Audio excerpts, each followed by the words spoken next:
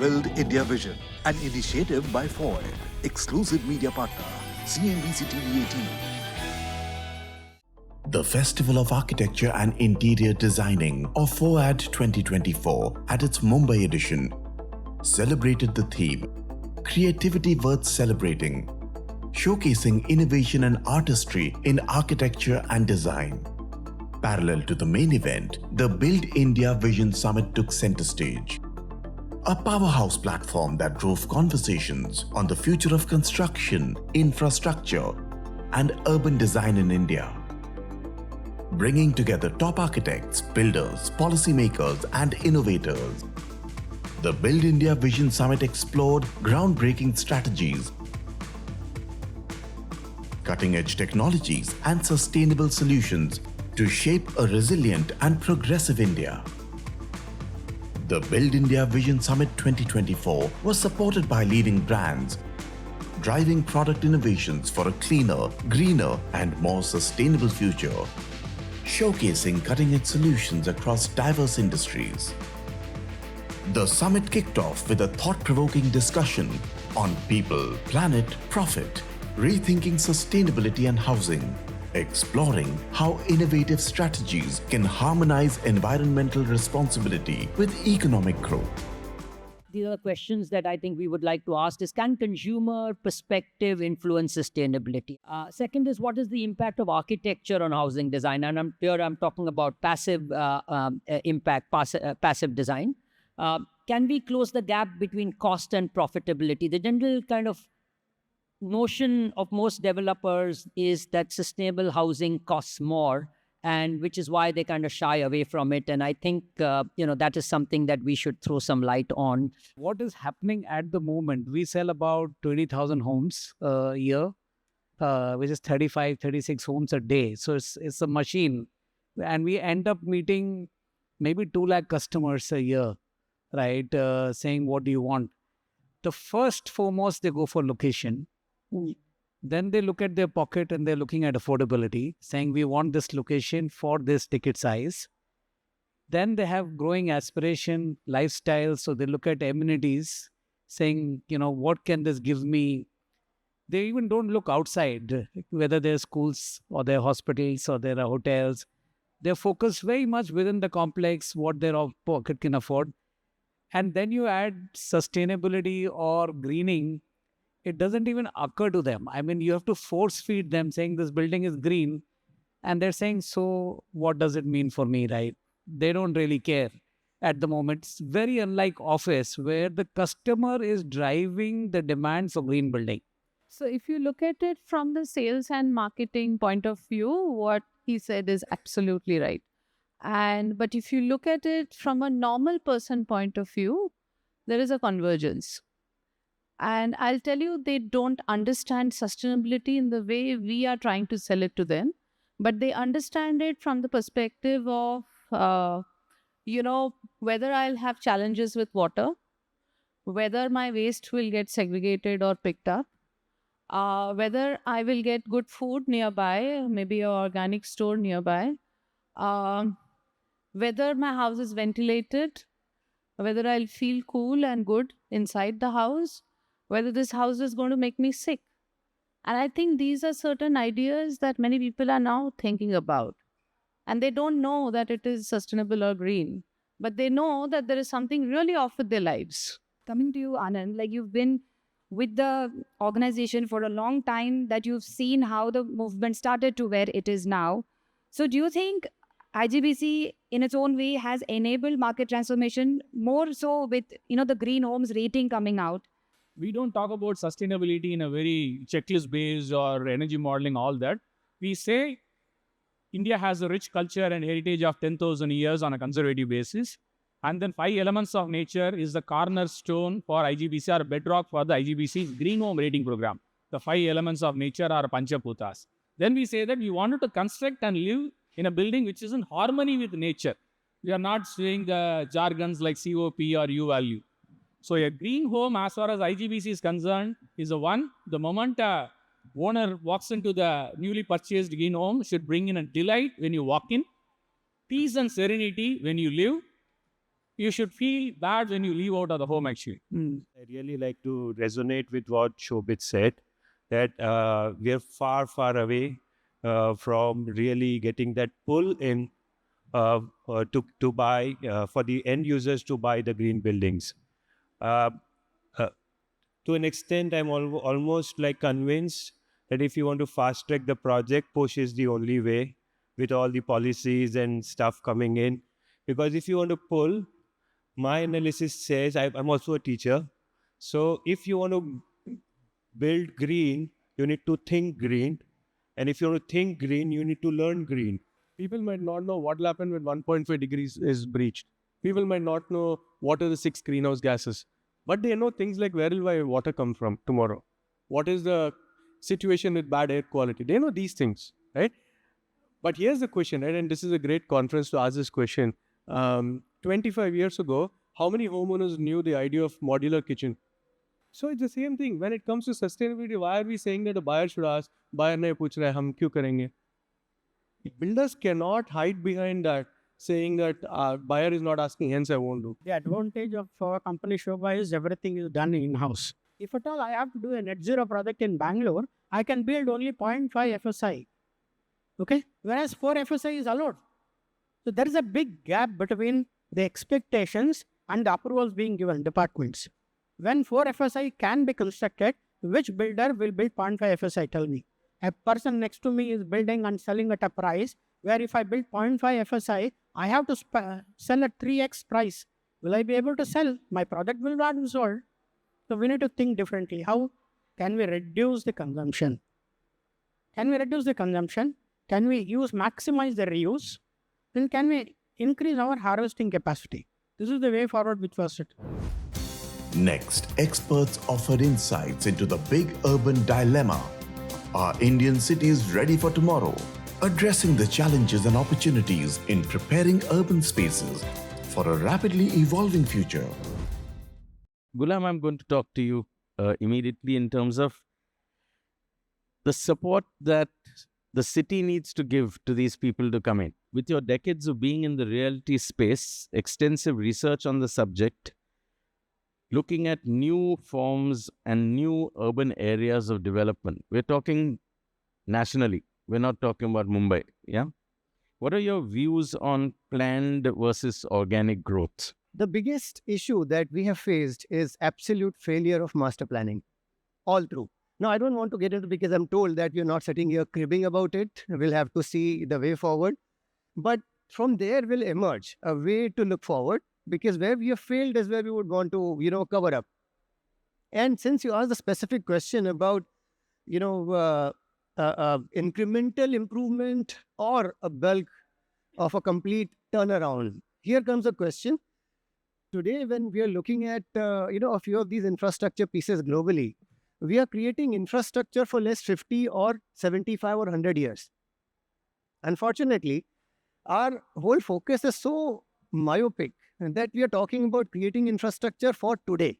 Our suburban rail system is, you just mentioned, almost 4,000 people die.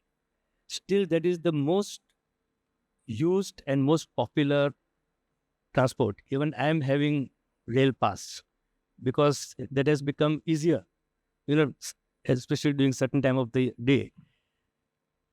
So, when we talk of urbanize, you said it's the solution and not a problem. But sometimes, solution becomes a problem. So certain solutions which has been enforced on us, which has been thrust upon us, is the problem. When we talk of metro especially, it is not that we are cribbing, we are protesting against something, but everybody has a say in any city. But here, all projects, even today, it is looked at, my next election is 2029, what I can do in 2029. For me, I feel quality of life is directly proportional to the walkability in a city. And I think that is directly connected to sustainability at a public level, because we all look at sustainability as architects within, parcels of land. but what happens to the public domain, which is actually a no man's land. And I think that no man's land needs to become some man's land. And that's the only way we are going to actually improve the quality of life, when we create a seamless transition between our private domain to our public domain. And that's when we would have achieved something. Build India Vision, an initiative by FOAID. Exclusive media partner, CNBC-TV18. The conversations at Build India Vision 2024 continued with a discussion on the topic redefining urban living, creating spaces to live, work and play. So we're talking about this whole Vision 2040 kind of a whole theme and idea. So, Lovely, will you be able to sort of take us through this whole idea of how, is this idea of smart, this whole idea of smart cities? So the issue where we are facing in every town of the country, whether it's a C grade town, B grade town, or A grade town, is basically interfacing between house and the city. What's happened, that we all architects or engineers puts a lot of efforts to create a building. But the city is basically, if you see, the outcome of multiple buildings. So buildings in isolation is very nice. We put all the efforts, make sustainable, make, naturally ventilated, lighting, and, material and everything. But who is the body, who is the governance structure is talking about the same thing on the cities? So it's a big question. No one is talking about a city as a whole. So therefore, when I'm looking at, Prashant, if I have to pick up from where you are, this whole idea of mixed use, because our cities were mixed use. Now we're trying to say our buildings are mixed use, but the cities are on a grid plan where you just color one block of it. So how does that really work? Coming to the idea of mixed use, so some of the solutions, again, taking the example of Raipur, I would say, there have been some private initiatives where people realize that it being a small city of about, say, 2 million people, so quite a smaller city, if I would say. So they would reach from one end of the city to the other end in about, say, 20-30 minutes. And they would enjoy the quality of life because they all were living in smaller homes and their workspaces in the center of the town. Now, the problem started because there were no parking spaces. So they replicated the market which was there right in the heart of the city to outside the city. And trust me, it all gets sold out very quickly. So as I see the model of mixed use, where you have everything in one place, is not really taken off in smaller cities. I come from a city which was planned in the year 1727, as you mentioned, 350 years old, Vidyadhar Bhattacharya, who was absolutely from a different culture, from a Bengali culture, was coming into the Shekhavatis or the royal culture of Rajasthan. And then with his wisdom of mathematics and all, he said, I wanted to create everything in a grid iron pattern so that, direction to the entire city becomes very user-friendly. And not to, unlike Delhi, when if I'm in the Connaught Place, and I want to go to Dhulakua, my sense of direction doesn't work. You talked of being traditional, continuous. If you see the society of Bharat, of Bhartiyata and Bharatiya society, it always meant that it evolved continuously. There was a chain of evolution that was existing continuously since perpetual times, since Vedic civilization and since, so many yugas, what you call, and so on all. But this chain of evolution was broken by the British invasion because we became mental slaves of that mentality and that thought process, apart from economic degradation that happened. So if we put this all in perspective and base our cities not on a model which is Western, but based on the model of what India was, Sone ki Chidiya, whatever you used to call. Why can we not bring it back? Because we are going wrong in our fundamental thought process. When we are saying 2047, so we're talking about urban resilient infrastructure. We're talking about regeneration. We're talking about sustainability principles getting adopted. So what we did was we exactly started off with these principles on a master plan.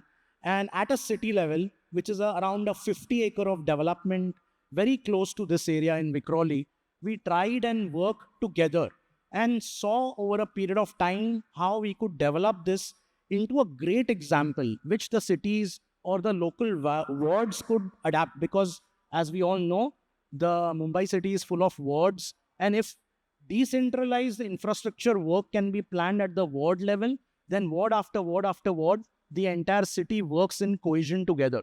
So that is what we set out to do. We are part of the Mumbai-Ahmedabad high-speed rail.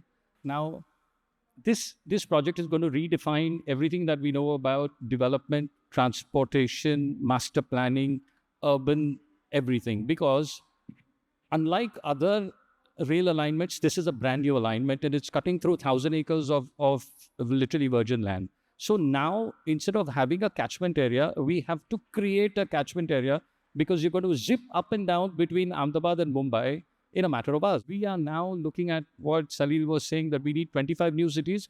We've already got the infrastructure for 10 of them. Sustainable means what? First question. Sustainable is not rainwater harvesting. Sustainable is not solar panels. This is all to be done by the government, not by architects. Architects have to give sustainable, that has to sustain a living, which has to sustain a commercial premise, which has to sustain. The summit concluded with a compelling dialogue on high-performance buildings for a sustainable future. Just in India, in the next few years, by 2030, right, the urban population of India will roughly be little less than half of the total population of India, which means that, I shudder to think about it, 9 more Bengalurus will come. That is I come from Bangalore. So Bangalore is already at 1.3 crore today. Population, 9 more we have to build just to take care of migration into the cities, right? So the question remains to, as all of us as architects, engineers, as well as related construction professionals, what are we going to build as we go along? Sustainability is the keyword today for survival, enhancing your lifespan on this planet. It's an attitude, it's a kind of thought process, it's a kind of commitment which eventually all professions on different fields need to adopt. And as architects and planners, it becomes more important, because that's where the whole development starts from, whichever field it may be. We have that ability as architects to first incorporate passive design into the design, and then the engineering takes over, where you can supplement the energy demand through solar and through other things. And it's not just energy, it's also down to water, it's down to waste, it's down to building materials. Often we say that build just as much as you need to. So being efficient, being frugal is a very large part of being efficient as well. So it's very important first to define your sustainability goals at every project level. And they are absolutely different, they are absolutely unique to that project and very specific to that project. And every project could have a focus in terms of maybe energy, maybe water, maybe waste, or an overall approach towards net zero. So I believe one is having an integrated design approach, and B is actually jotting down your sustainability goals right at the beginning of each project. That will set a roadmap to every building which happens and everybody working together. From a project management perspective, where we get into the actual delivery and execution more than participation in the design, my only suggestion would be is, I think the entire exercise of designing and high performance, it's only successful when you execute it the same way. It doesn't happen without that.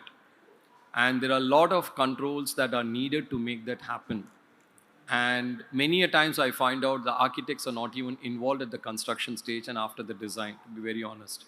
So the vision should not remain unfulfilled.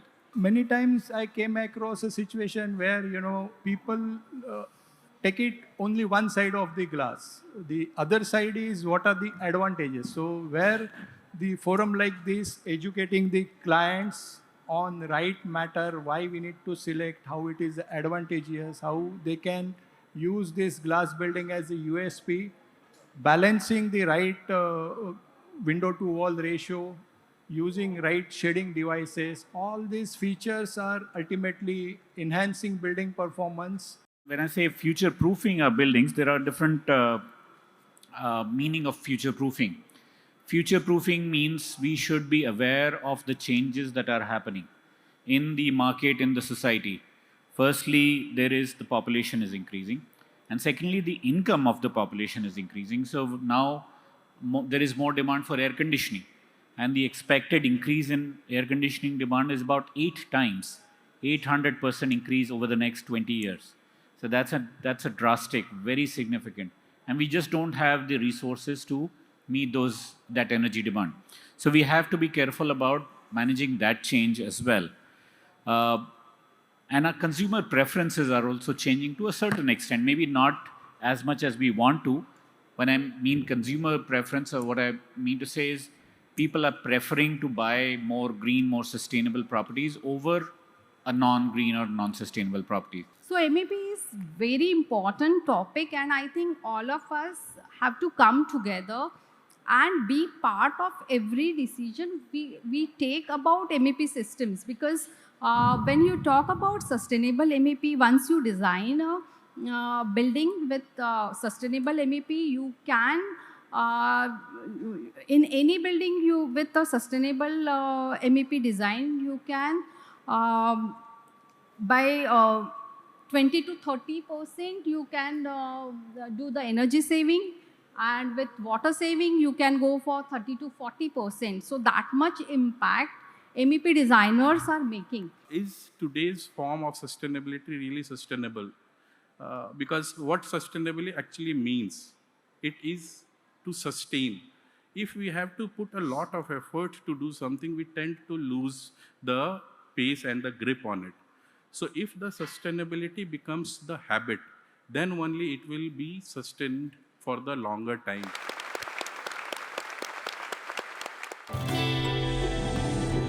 Build India Vision, an initiative by FOAID. Exclusive media partner, CNBC-TV18.